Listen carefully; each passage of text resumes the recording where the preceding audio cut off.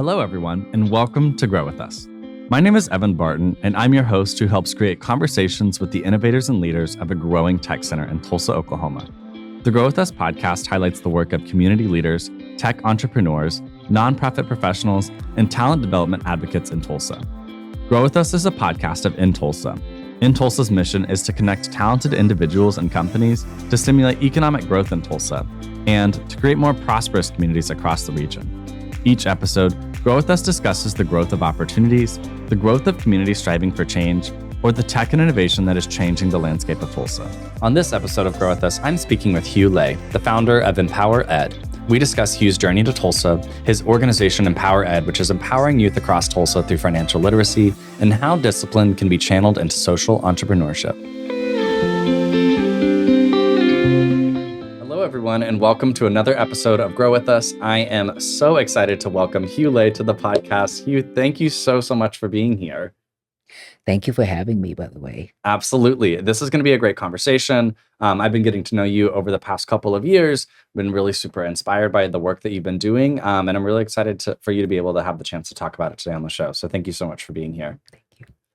I'd love for you to just jump in and tell us a little bit about you. Tell us your story in whatever way you're comfortable. Okay. I don't know where to start. I don't know where to start. I saw the questions earlier today when you sent it to me, and I said, do I want to share everything, or do I want to kind of keep myself a little mysterious? Yeah. But at the end of the day, I feel like my work is driven by passion. So if I don't really embrace or accept my true self, so how can I carry my work forward? So a little bit about me, a little bit. I'm going to kind of expand it a little bit. Yeah. So I grew up in an immigrant family, the oldest out of three. I was a stepchild. My mom remarried. My mom had me. I think she was probably 22. Had me young. I didn't have a dad, so she remarried, had two other kids. We immigrated here when I was 10 years old. So I grew up most of my life from 0 to 10 when I was back in Vietnam. So when I came here when I was 10 years old, life was just so different. Yeah. It was a big culture shifts. Imagine, an immigrant kid coming here with 10 years old. Back then it was all moped. Like in Vietnam, it was all moped. Everybody drive a little motorcycle around, right? And when I got here, my auntie came and picked us up in a minivan, and I was like, "What is this? Like, What's the spaceship?" That's what I'm saying, right? And there were so my uncle and my auntie, they were sitting in the front. So there were four of us. Yeah, there were four of us: my mom, my stepdad, my sister, and myself. Four of us. We were little. I was 10. My sister was like 7. Yeah, right. We're 3 years apart. And we got into the van, and I think it was a 7-passenger van. So it fits all of us, right? We had a couple of boxes. That's it. We left everything back home. It was, I think, 3 boxes. We compiled all of our lives in 3 boxes. And we got here to this country, California. And I remember driving past, we landed in San Francisco. We drove all the way to Sacramento. It was an hour and some change time, and time flew because I was mesmerized by all the buildings, the infrastructure, the roads. Because in Vietnam, it was so small. I was going to say compact, yeah. Right? It was so narrow. There's like small little streets here and there. Yeah. And when I got here, I was like, okay, now we didn't have a place to stay at all. So we stayed with my auntie. And this, I can still recall this memory. It was, I think, a month or 2 in, my stepdad took my mom and my sister and went to Texas and left me behind. Wow. And I was being placed from one house to another. And finally, my mom had saved up some money, so they were able to get me to Texas, right? Yeah. They moved to Texas. Ever since then, it was just, there was something inside of me that's like, is it because of me. What did I do wrong? Yeah. Growing up as a child, right? So they applied for Section 8. We got into Section 8. So I grew up very low income, very poor. We barely have anything Yeah. in our name, tied to our name. So we moved in. My mom got pregnant. My little brother was born. So I became the sole provider and the father figure for not only my little brother, but also my sister, and also supporting the family. I was the bridge builder. I translated everything. Wow. So long story short, at the end of the day, there's times where I didn't want to go home. Home wasn't safe for me. I think I shared this a little bit with you. Home wasn't safe. I tried to find extracurricular activities for me so that I can stay at school, because if I go home, I would have to face something that I don't want to, adversity, the adversity that I had to go through, right? So at the age of 18, basically I went to college. That's a way for me to escape home. So I went to college. I got to college. There was another beast that I didn't even know that I had to experience or face, right? I tried to find myself, trying to find my group, sense of belonging, all that type of stuff. Oh. And ever since then, I started gaining passion in wanting to work with underserved students at the age of 18. Because of my experience, there was something inside of me that called. It was like a calling from the universe, right? And said, Hieu, this is your passion and you will continue this for the rest of your life. Yeah.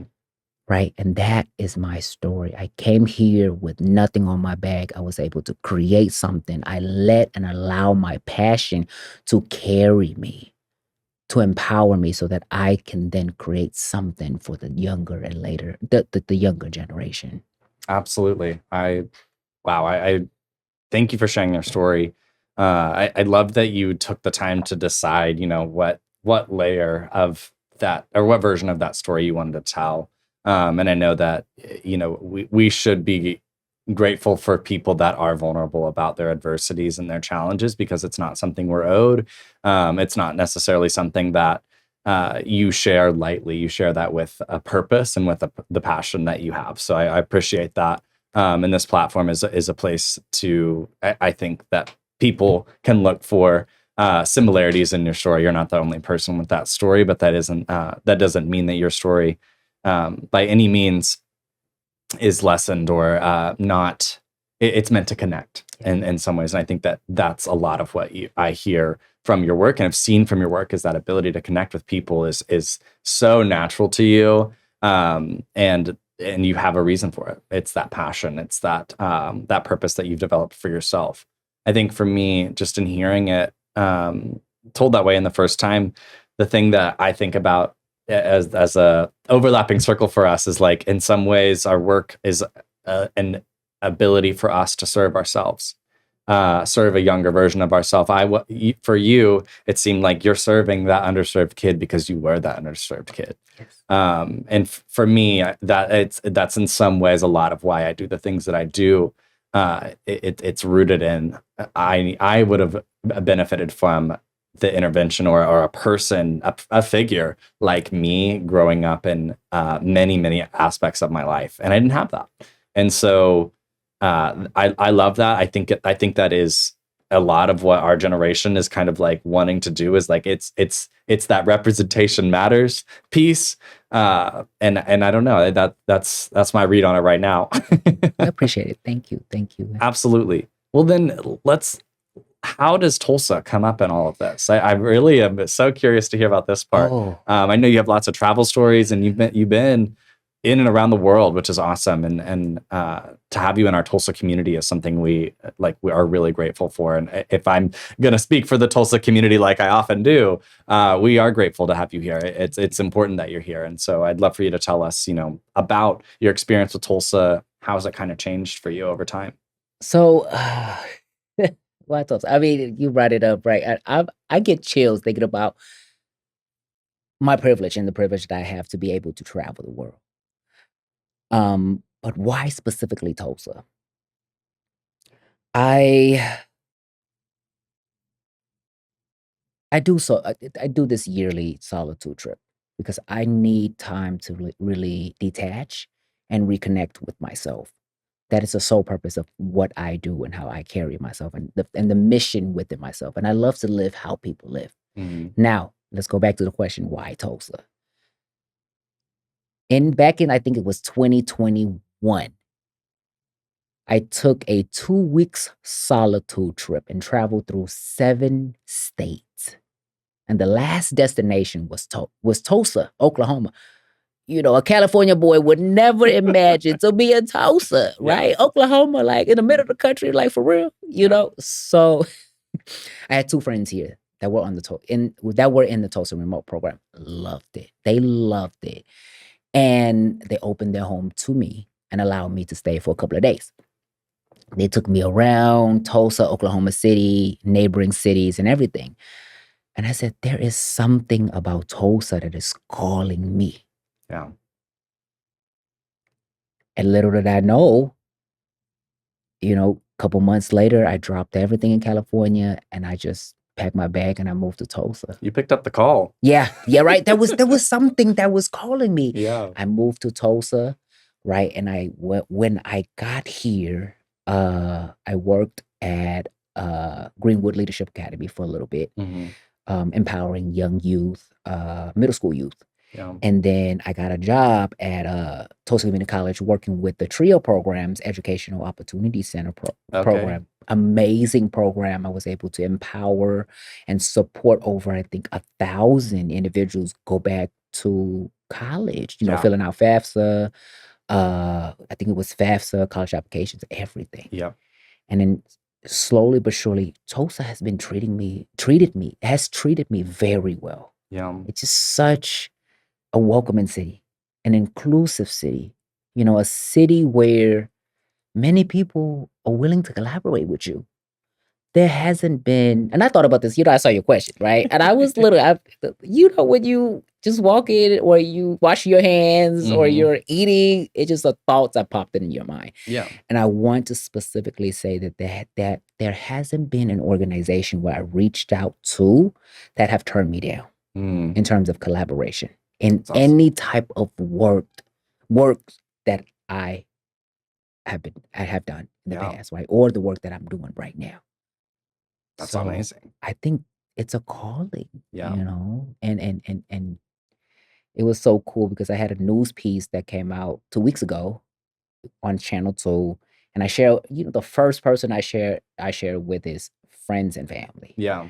Right. And my mom is still back in Cali right now. And she said, you have made the right decision of moving to Tulsa. She said, you are building a name for yourself in Tulsa. And you know, it's so crazy because growing up, when we're being neglected, we seek so much validation from our parents. Yes. So when I heard that, I said, hold on, wait a minute. Tears start coming out. But you know, tears are about to come out of my eyes right now because it's just that, you know, our parents are always looking out for us, right? And they're like, hey, are you making the right decision? And when you hear or you see the words on the phone saying that Tulsa's for you, it's like, I'm destined to be here.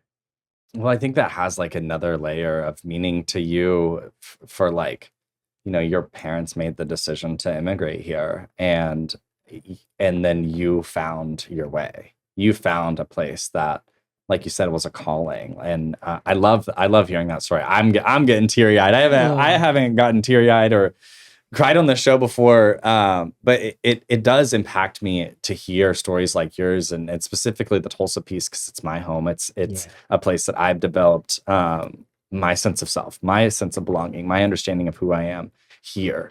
And to know that there's someone that has had a similar experience to that in, you know, relatively a short time. I mean, 4 years is the 4 years I was in high school and the 4 years that I was in middle school and elementary here too. That like you've done that in your adult life too, and found those networks and found that the ways that you can channel your passion and your purpose in a lot of different ways, which is amazing. I want to focus on a little bit that like solitude trip because I find that so interesting and like. Where's that rooted from for you? I'm gonna throw you a curveball question. Oh, I love it. Oh, you know what? Let's go ahead and talk about it, okay? You know, growing up, I had a lot of anger within myself. I didn't know I had the anger. I was quick to react. Sorry if I snap. And you're good. You're right? good. I was so quick. I was this child where like, if you look at me sideways or you talk to me sideways, oh, we're gonna have a problem. Yeah. I was that child, right? Because I didn't have the home training, or I didn't really have a role model to show me what are some of the right ways to react, or how, matter of fact, emotional intelligence. I didn't have that, right? 2020, that was when everything, so 2020 was the catalyst. Yeah. I was in a committed relationship with this individual for a long time, Yeah. right? And this is where I really accepted this, and I've learned this, that when your true self starts to come out, when someone really truly loves you. So my true self came out. Yeah. And that self, that version of myself, wasn't the version of myself that I wanted myself to be. Interesting.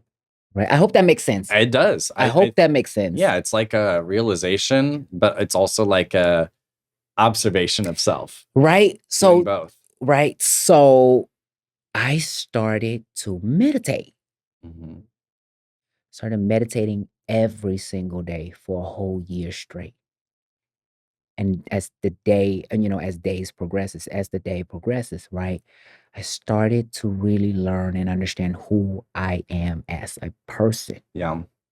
Start to really dig deeper within myself and learning that, hey, I shouldn't be attached with my thoughts. I shouldn't be attached with things. I shouldn't be attached with people, right? Because the only person that I can trust is myself, or know or understand is myself. And also at the same time too, I started journaling. I did a 100 days, I have a 100-day journal where I just literally a composition notebook, and I just write down what are 3 things that I'm grateful for and why. I'm grateful for the fact that I have met you, years ago now. We're able to have a conversation like this, right? I'm grateful for Tulsa. Matter of fact, it's a thriving city to be able to have me here and be able to support me in my endeavors. I'm grateful for my scholars because without them, there's no program like Empower Ed, right? So it's just small things that I'm grateful for. So anyways, all that to say, start to develop a self-mission of living how people live. So that's where the solitude trips come in. And I said, I love to understand people on a grand scheme, on a broader level. On the global level. Exactly. Right. So last year alone, I don't know if I shared this with you, I was in Europe. I traveled through like 4 or 5 countries. One is wherever I go, I understand my privilege. And what I do is I push that on the side and I live literally how people live. I got on a train. I got my phone. I looked at roads and directions. I don't even know the language. Exactly. I was Immersed yourself. Exactly. So I love doing that because it constantly challenges me and challenges my brain. Because I believe that I don't like the feeling of complacency and comfortability. Because for me personally, comfortability creates complacency.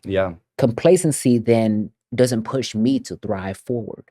So that's why I love just taking these solitude trip. One is being able to understand myself and reflect within myself, but also at the same time, learning how other people live. That's the most important thing. People are people, and I love connecting with people, having conversation with people, and also understanding people. Right? That's amazing. I love that a lot. I think that's amazing to hear like the intentionality behind that trip, and I appreciate you indulging me in that question. Specifically, I'm inspired.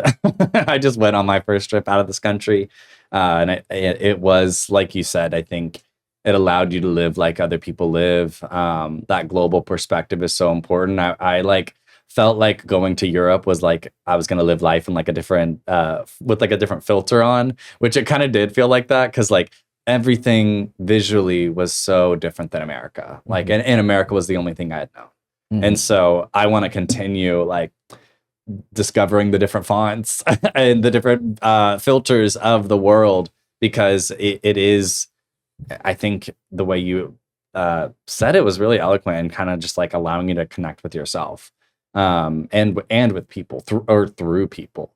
And I really love that. The intentionality of that, the discipline behind it. I think it all continues to serve you. So, and that's amazing. I think we're going to get to that stuff too, and how it has served you when we talk about this work that you do with Empower Ed, and all of these amazing things that you're doing. So I'd love for you to kind of share with our audience a little bit about what Empower Ed is and how has it really gotten started, and how did you get started in that work? Thank you. Thank you for that question. So Empower Ed is a nonprofit that supports students in understanding what are the next steps after high school. I didn't know what I wanted to be after high school or what I wanted to do. I grew up in a family where we immigrated here. All my mom knows was you go to college and you get a job after. How along the way? The how part was like, well, you got to figure it out. Exactly. Yeah. Because you know the language, so go ahead and figure it out. Yeah. You know more than I do at this point. Right? So it's like, I don't know about that part. Well, given everything that I'm going through at the same time at home and at school, it's like, do I want to go to college? Do I not? Stuff like that. And how did it all started? So going back to my story in the beginning, right? I have this passion, this calling internally that I want to help kids ever since I was 18 years old. And until now, it's been years, years and years and years now. So that has been developed. That has heightened, that has increased, exacerbated. Yeah. And what that had transpired into is that I started working with universities and institutions where there are programs that are dedicated to supporting youth. However, there are a lot of red tapes. There's a lot of restrictions. Yeah. There's a lot of limitations in who, what, where, when, why, and how we can serve our young people. Yeah. Right? I mean, not to name names or anything, I'm not going to throw, that's not the space for it. I started to realize that I can create something bigger than me. Yeah. I want to create a program where all youth can be supported, of all background can be supported. And one thing that I've been hearing and seeing is that all of these youth from all the programs I have helped does not have something saved up for their future. Yeah. Empower It started was just by an idea. Literally, I was working with a program. I got promoted, blah, blah, blah. And I wrote this down. I said, you know what? I want a program that can support students, but really carry them along the way and really be there for them. Because I didn't have a parental figure that can support me, right? Yeah. Empower It serves as that parental figure, that mentorship figure, right? That resource where if a student fail, they know that they can always get back up because Empower It is there. Yeah. I don't know where I'm going with this. I just great. get really passionate, right? I'm like, okay, so it was on paper. Empower Ed was just a thought on paper. And it was just something to keep calling me and keep calling me and keep calling me, like internally of like, Hieu, it is time, it is time, it is time. Yeah. 2023, at the end of 2023, I departed from OSU. I was at the highest title-wise. I was the director for the Upward Bound program. Yeah. So I was able to create my own program. I managed, a multi-million-dollar grant, create my own thing, everything, but there was still red tapes. Absolutely. So I departed from that. And I said, this is my time to start Empower Ed. January of 2024. I got board members to come together. I was able to recruit powerful individuals within the community to sit down, and we started our first board meeting.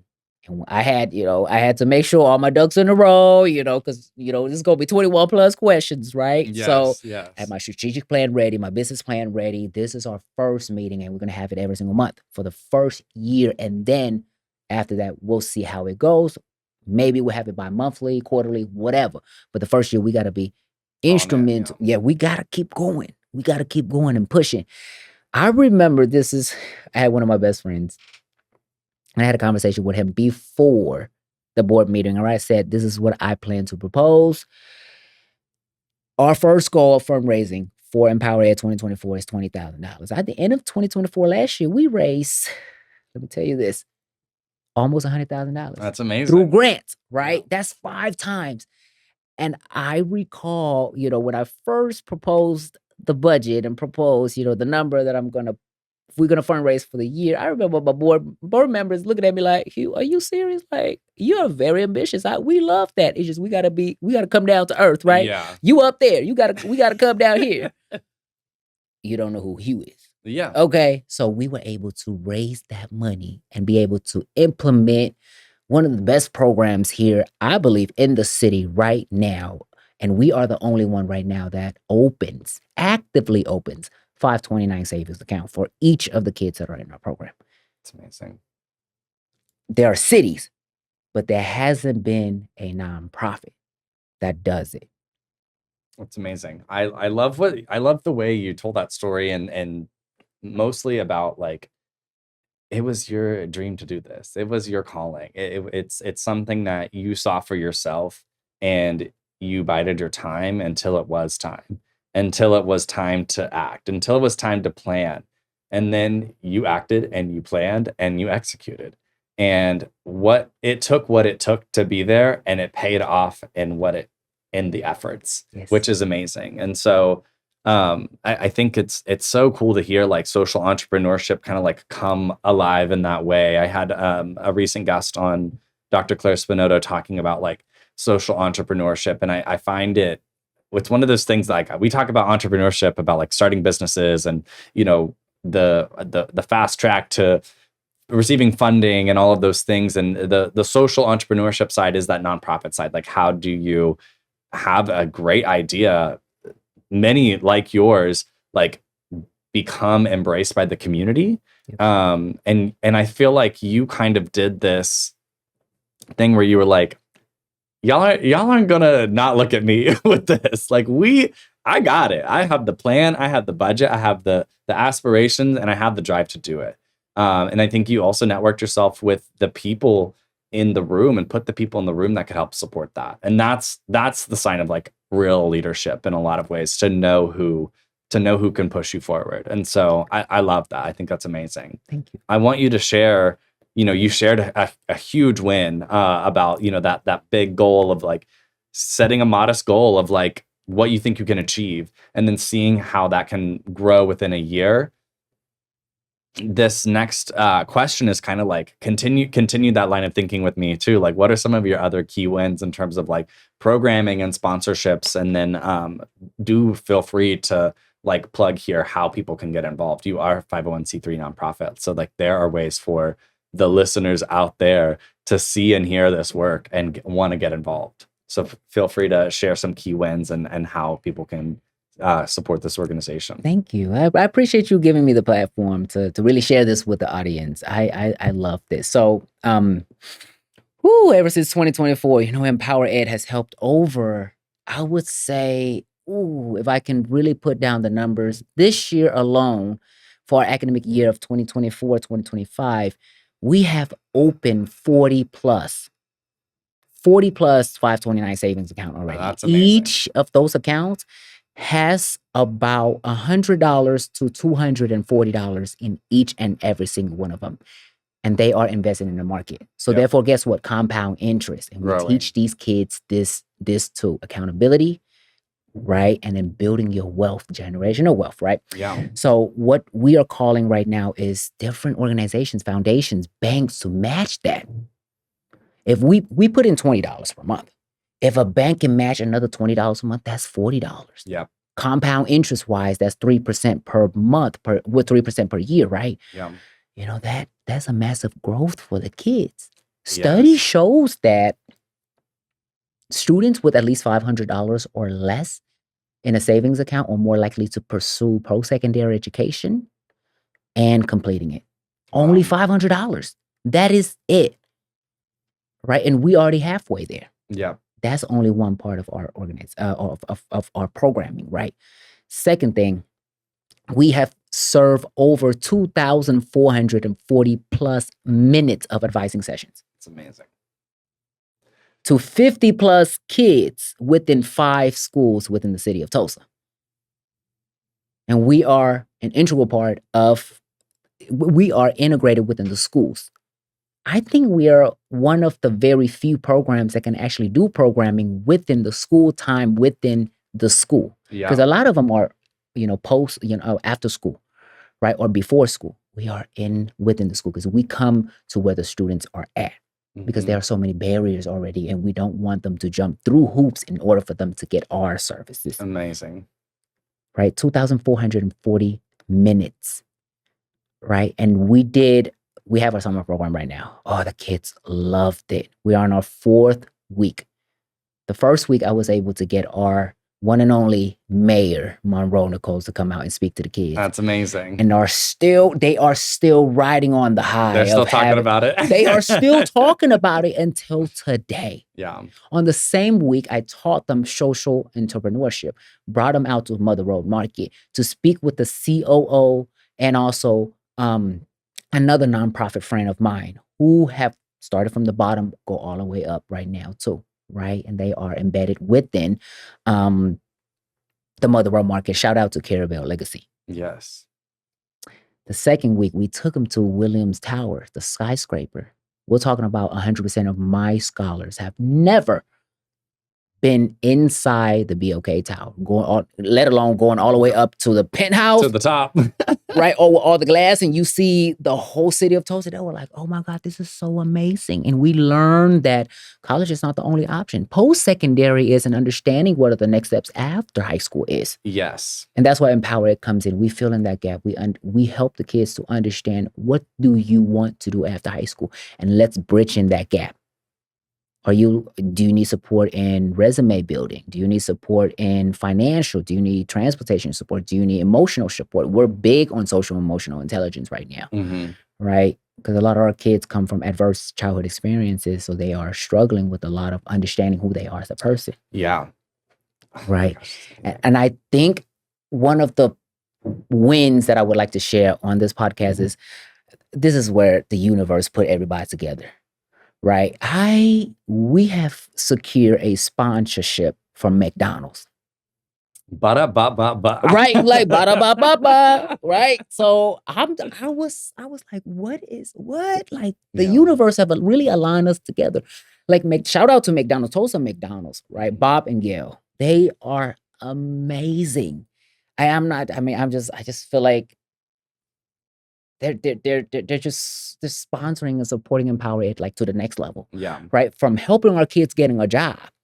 I had a student, 2 days ago, reach out to me, Mr. Lay, are they still hiring at 31st Memorial? I would like to apply. I said, have you reached out to them? Yeah, I already sent y'all the posting, right? All you got to do is just text them on the number. McDonald's, you can text them, and the what is it called? The application automatically goes through. Okay. Yeah. I went to the what is it called? I followed up with the GM, general manager, and I said, hey, this is one of my scholars' name. They wrote it down.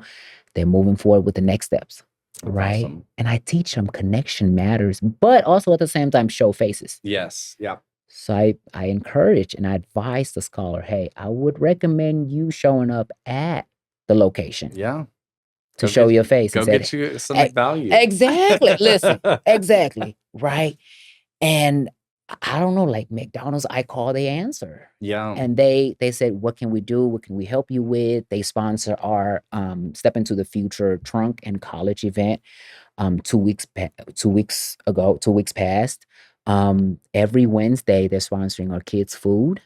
I just go pick it up. I drop it off with the kids. They love it. They're awesome. Loving it, right?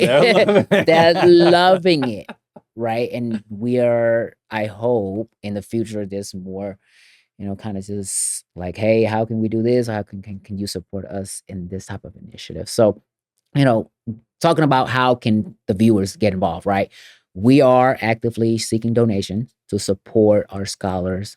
There's matching contributions, right? There's monthly contribution starting, I think, as low as $25. It's a one-time thing or, a recurring thing. And it is on our website at tulsaempowerit.org. You click on the donate website. If you would like to volunteer with us, we're always looking for someone to volunteer. We love to connect with businesses and even individuals, like local individuals who would like to share their stories. I love to bring in anyone and everyone to come talk in front of our kids. Yeah. Because everybody's story matters. I believe that. I believe that too. Right? It can be a McDonald's worker. Come in and talk to our kids. How did you get there? And what are your life trajectories? Because I can assure you, one kid in a room can relate to that person. Well, and I think it's really interesting to, like, I guess, just beg the question of, like, why are some people in some spaces so, like, dismissive of that experience as, like, the bottom of the barrel or whatever? Like, without being too, I guess, like, conjectory. I feel like there is this conception in the business world, or of people that are seeking opportunity, that, like, the lowest of the low you can go is if you get a job at McDonald's. But I have met so many people in my professional life to this point who always say, my first job was doing that, and where they are now is notable, is a room that might not have been in had they not been in that McDonald's at age 16, at age 17.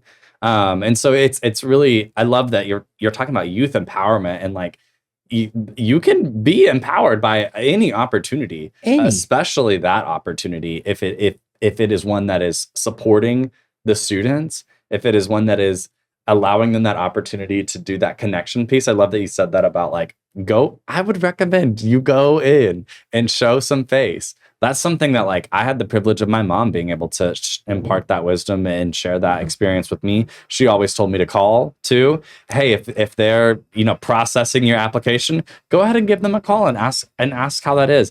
That skill has behooved me many, many times over, because I'm no longer uncomfortable with advocating for myself. Exactly. And that's what these students are getting through those mentorship hours, which I love to hear. The number of that is so impactful across 5 different schools, and in the school is what's absolutely notable about that.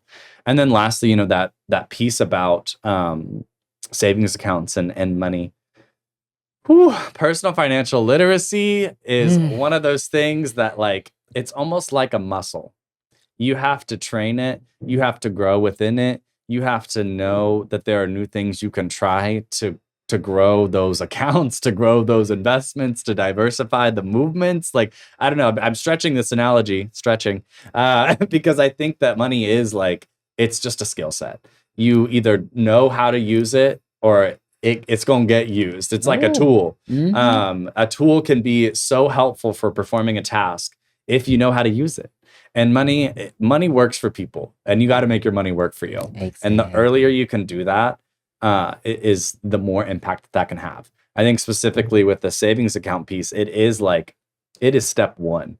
There are many, many steps after it, but you are putting your money in a place where it's going to work for you. And that is amazing. And for a student to have that money not even be theirs, like, their own contribution to it, to know that there's a community supporting them, that there's an organization putting their money in on their future, that's empowering. Yeah. And thank you. I appreciate that. Absolutely. We're creating, what I love to see is, and also telling the community too, and everyone who's interested in supporting our cause, is that we're creating generational wealth. Yeah. Right? A lot of what I've seen is wealthy family are able to do it. You don't have to be wealthy to create a 529 savings account. You can start as low as $25. Yeah. And that's what we're doing. $20 a month. Consistency is the key. Consistency is the key. Absolutely. Right? And that's what we follow. I love it. It's discipline. It makes so much sense as to, like, why you have the personal experience that you have, the way that you empower yourself is now a way that you're empowering others, which is amazing. And it's through ways that can actually affect change in their lives. I mean, money in the bank, is money in the bank, Listen, baby. listen, sure. You know, some of these kids, like when we did our Step Into Your Future event, some of these kids don't even know that they're getting a 529. Yeah. Right? And we got them on the stage and we presented them a big old check. And we had the amount. Listen, right? And they saw the check and they were like, oh, is this my money? I said, yeah, this is for y'all. This money gonna automatically get transferred to whatever institution that y'all going to. Yeah. It will cover your expenses, whatever expenses you accrue. It's a scholarship money. Yeah. Right, for you. And in addition to that, every graduating seniors who have already, you know, the graduates and also graduating senior will get a trunk full of supplies. And that's what we did. We had Mitsubishi came out. Oh, They brought 7 cars. We as boards and volunteers and staff came and really dedicated our time to put these trunks together, these gift baskets together. Hence, that's why it's called Trunk and College. Yeah. But if you say it too fast, you already here, right? So not to go in depth with that. But anyways, we put that into the trunk. And when they got the check, we brought the community outside and we popped the trunk and the kids were like, and I've heard some of the community members and they said, I wish there could have been a program like this when I was young. The biggest honor is hearing words like that. And it goes back to, you know, your mom saying that to you. Like, I think you found where you belong. And it's amazing. I love the work. And it's speaking to me right now in so many ways because like, I don't know, there is just like so much division and conflict and these things going on around us that like, at the end of the day, this is such a simple and effective cause. Yes. It is empowering our youth and it is empowering it in every meaning of the word in a lot of ways. And so your flowers are here, sir. Here are your flowers. Thank you. We're near the end of this conversation, but I want to, you know, turn it back over to you to plug any last things about Empower Ed, maybe like ways specifically. I know you mentioned on your website and everything, but like, how can people connect with you if they're specifically inspired by this story and want to know more? Is there any way that they can reach out to you? Yeah, so we're growing right now. Like I mentioned earlier, we are looking for more volunteers. We are looking for board members. You know, we love anyone and everyone with inputs, with great input, because we value everybody's story, right? And come and volunteer to be a part of our board so that you can contribute back and give it back to the community. And how you can get in touch with me is you can go on our website and all of our board members are there. You can, check us out. And also you can email me at info@tulsaempowered.org. That automatically go to me, and I am very quick in responding. I'm always open to having conversation with people and, informing people of the work that we do as an organization. Yeah. So thank you. That's amazing. Absolutely. And Hieu, thank you so much for your time, your story, sharing about Empower Ed. It's, like I said, I've had the opportunity to see you grow in this work, and, over the past couple of weeks, I've gotten to learn a lot more about it. And yeah, I'm moved, and I hope that our listeners out there are tuning in and getting involved, because this is an amazing organization. Yeah, I appreciate you. Thank you. Absolutely. Thank you so much, Hieu. And thank you so much for listening to this episode of Grow With Us. Thank you for listening to this episode of Grow With Us. Grow With Us is supported by In Tulsa Initiatives. If you are interested in learning more about In Tulsa services for job placement and workforce development, please visit intulsa.com. From there, you can join our talent network, where you will get access to a newsletter, and our talent team will make sure we put the right opportunities on your radar. Be sure to subscribe on Apple Podcasts and Spotify to be notified when more episodes of Grow With Us are released. Let us know what you think about how we're doing by rating and reviewing. It really helps. Grow With Us is edited and engineered by Pod for Good Media and Jesse Ulrich, and it is hosted by me, Evan Barton. This has been Grow With Us.